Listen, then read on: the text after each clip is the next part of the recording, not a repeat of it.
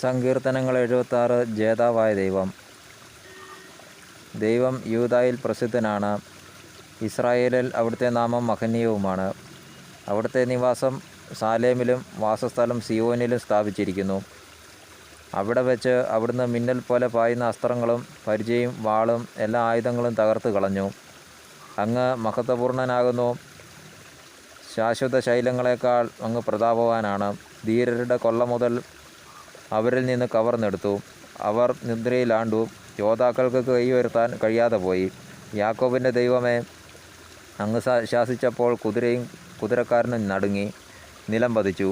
അങ്ങ് ഭീതിതനാണ്. അങ്ങയുടെ കോപം ഉജ്ജ്വലിച്ചാൽ പിന്നെ ആർക്ക് അങ്ങയുടെ മുമ്പിൽ നിൽക്കാൻ കഴിയും? ആകാശത്തിൽ നിന്ന് അങ്ങ് വിധി പ്രസ്താവിച്ചു. നീതി സ്ഥാപിക്കാൻ ഭൂമിയിലെ എല്ലാ പീഡിതരെയും രക്ഷിക്കാൻ അവിടുന്ന് എഴുന്നേറ്റപ്പോൾ ഭൂമി ഭയന്ന് സ്തംഭിച്ചുപോയി. മനുഷ്യൻ്റെ ക്രോധം പോലും അങ്ങേക്ക് സ്തുതിയായി പരിണമിക്കും. അതിൽ നിന്ന് രക്ഷപ്പെടുന്നവർ അങ്ങേക്ക് ചുറ്റും ചേർന്ന് നിൽക്കും. നിങ്ങളുടെ ദൈവമായ കർത്താവിന് നേർച്ചകൾ നേരുകയും അവ നിറവേറ്റുകയും ചെയ്യുവിൻ. ചുറ്റുമുള്ളവർ ഭീതിതനായ അവിടുത്തേക്ക് കാഴ്ചകൾ കൊണ്ടുവരട്ടെ. അവിടുന്ന് പ്രഭുക്കന്മാരുടെ പ്രാണനെ ഛേദിച്ചു കളയും. ഭൂമിയിലെ രാജാക്കന്മാർക്ക് അവിടുന്ന് ഭയകാരണമാണ്. ദൈവമായ കർത്താവിന് സ്തോത്രം.